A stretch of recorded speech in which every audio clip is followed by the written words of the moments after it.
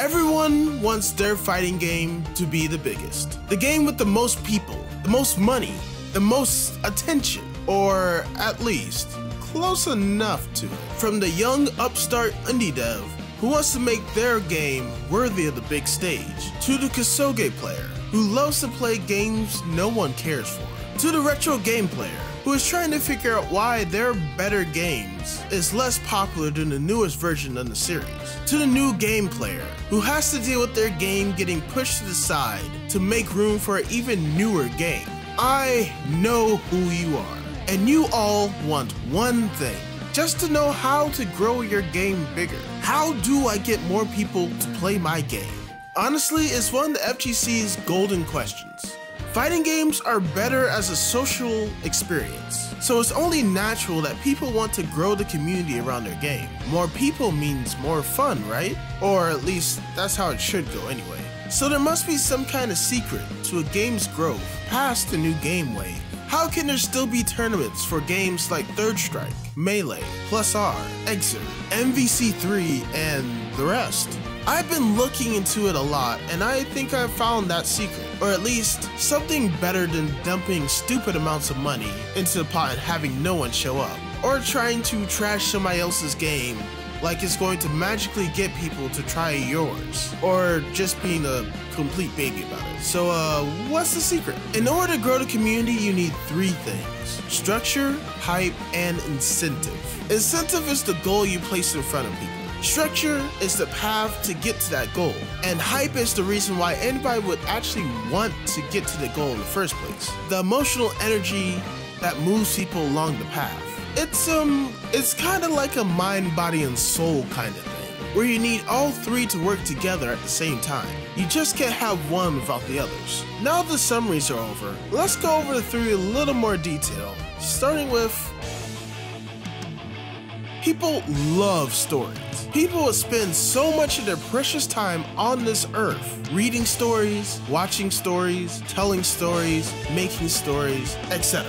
And it's easy to see why. A good story can bring so much to a person's life, be it entertainment, a lasting memory, or a lesson for the future. Now, when it comes to fighting games, this matters even more so, because anybody and everybody can participate in a tournament. Anyone can create their own storyline. It's one of the reasons the FGC is so amazingly interesting to watch and to be a part of. People will keep playing even when they're not having fun anymore, just to push their own storyline, just to be the best. Now, that's an interesting thought. Why would anybody want to become the best? I think Inspector Deck said it best. Money, power, respect, we all want some. I ain't waiting, I needed it one lump sum. The reasons can be many, too many to list and try to pander to. But I think it's important for everyone who is trying to grow their game to recognize that people need a reason to play your game. How can they use your game to promote their own storyline? This is the base truth of incentive, or at least a strong incentive. You want to create a beacon for players to tell themselves, I want that. The bigger and brighter the beacon, the better. I'm just going to give a few examples to prove my point about incentive. Thinking back, I think one of my most "if I knew then what I knew now" moment was when I thought Melee's 5 Gods title was lame. While sure, the Smash community can be one big Chunibyo factor, producing players with main character syndrome, and this for sure didn't help that. It created an amazing incentive for a whole army of new Melee players to join in and try their best to write themselves in Melee history and become one of the gods of Melee themselves. And then someone did. The first one to beat all 5, Leffen. This storyline alone pushed Melee through a great schism that once split the Smash community in two, the Melee community and pretty much everyone else. Melee will also outlive 2 sequel games and create so many games that wanted a community just like Melee, or any Smash game really. While I for sure wouldn't credit Melee for the creation of the platform fighter genre, I would give that one to Brawl, or rather PM to be more specific, and that's a topic for another day. These platform fighters would also serve as anti-examples. A lot of these games want to be the smash killer, but died pretty quickly due to having weak incentives like money, or trying to brand themselves as a modern or better melee. Let's use Icon's Battle Arena and Rivals of Ether for example. So for Rivals, while the idea came from a Brawl fan game creator, there was no doubt that Dan understood incentive. Sure, he wanted everybody to play Rivals, so it could be the next big platform fighter. But he understood in order to do that, he had to play the long game and make sure Rivals was his own game.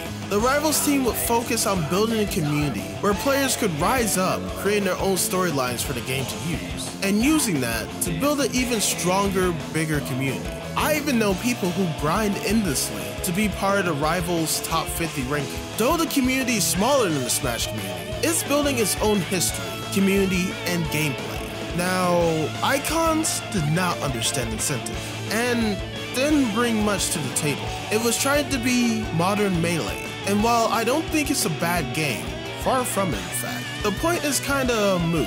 Why would I play a new game that doesn't really have its own community, doesn't have any history, doesn't have any storylines, and has very few things to separate itself from Melee? There was no incentive to play the game, so it died and had to get sold to a new team. Another example that I saw with my very own eyes was at CEO Taku 2023.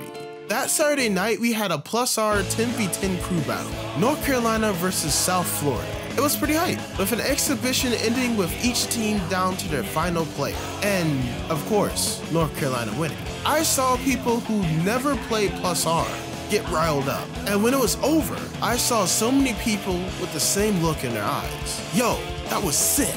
+R is so cool. How could I be part of the next one? That day saw a lot of people pick up +R, an old Guilty Gear game. The incentive was there and the beacon was lit. And the best part was, it was mega simple and didn't really cost a dime. And that's just one part. Let's talk about.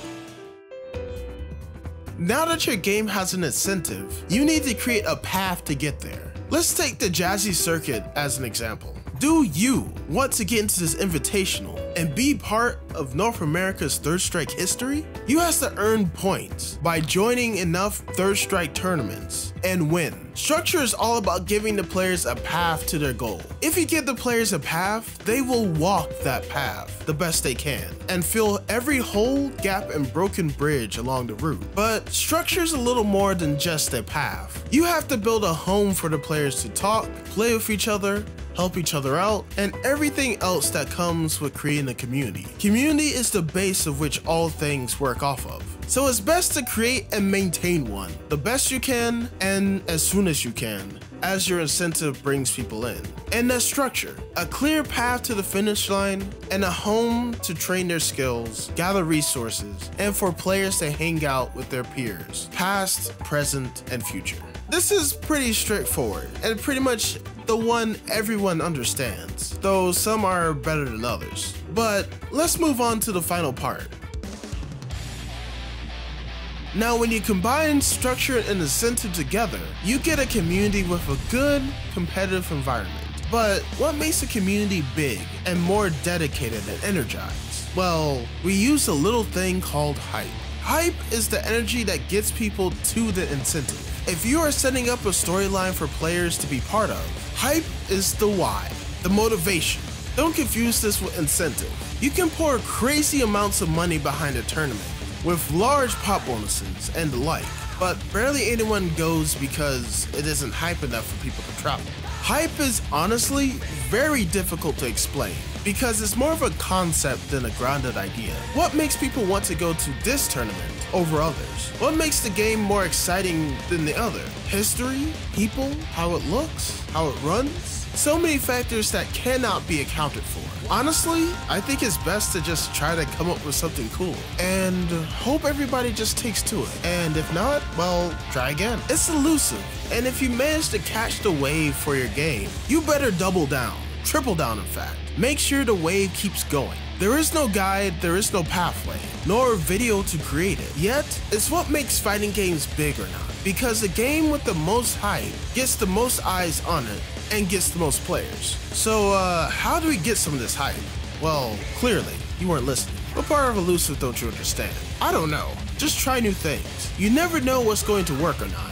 Normal events and tournaments, while needed, can become stale and boring over time, which opens the way for something new to come in and shake things up a bit to create hype. Be creative. Find new ways to compete or show off a game. Become an outlier. Steal ideas if you have to. I mean, just look at crew battles. Crew battles started because someone watched Yu Yu Hakusho's Dark Tournament arc and thought, hey, that's cool. The same with ladder tournaments and Hunter x Hunter. Summit came from a Dota Invitational that was created because top players want to hang out with each other. Ideas can come from anywhere, so try them all and see what works. And if it doesn't, just go back to the drawing board and try again later. Hype may even be created naturally with hype game moments, the clips. For example, I'm pretty sure the Daigo parry pretty much made Third Strike an immortal game. Now let's bring everything together. Incentive is there so players have a reason to play, to grow. Without it, you are just playing to play, which honestly, there's nothing really wrong with that. This can be fun, but it won't create a competitive community. Without structure, players are lost in the void, trying to figure out how to get to the incentive. Without hype, no one's going to want the incentive in the first place. Structure is there so players for the game can understand where they're at and how to get to the incentive. Without hype, no one's going to make the climb up. Without incentive, why make the climb in the first place? Hype is there so players can keep pushing forward. Without incentive, hype just comes and goes. Without structure, the energy that hype brings is lost to the void. So once again, you need all three at the same time. But we are missing one more thing, awareness. People have to first see your game and actually know it exists and know people are still playing it. You have to advertise your game, host shows, run tournaments, make videos, anything and everything to show off your game. I think one of the biggest examples of this is Marvel vs. Capcom 3. Even when MVC 3 was on the downswing, Tong still hosted online tournaments for it. And like Thero would create heavily edited VODs of him playing with his friends. I know for a fact people saw these tournaments and videos and thought, wow, people still played this game and tried MVC 3 again. You have to put the net out there, and there are plenty of places to do that. So now you should have a basic understanding of what you need to build up the community for your game and take it to new heights. But just to hammer this point home, let's listen to the experts. Hi, my name is Tong Lee. I run Tampa Never Sleeps. The most important thing about growing a community is having a place that they can always go back to. Whether it's a physical place and you're running local events or you're running online events like we do, you know, always have a consistent place for them to show up to be able to play, you know, provide them a way to communicate with each other and always have consistent events. Consistency is key, and also kind of that personal connection, especially with smaller gaming communities like Marvel vs. Capcom 3. You know, it's very important that everybody, you know, kind of knows each other, gets along, you know, communicates. So, you know, definitely provide them that safe home base that they can go back to all times. So I hope this helps you out a bit. When it comes to growing your game, start locally, start online, or try to host it at a major as a side game. Start creating a community for your game. Ask some local TOs to use some of their space to run it, and try to go from there. And if you are a game developer, please work to create a good game first, a community second, and a competitive game third. If you think I missed something, have any tips or questions, go ahead and put them in the comments. I actually read them all. Also, while you're down there, go ahead and like the video and subscribe to the channel for more videos in the future. I see you all later, and as always, have a good one.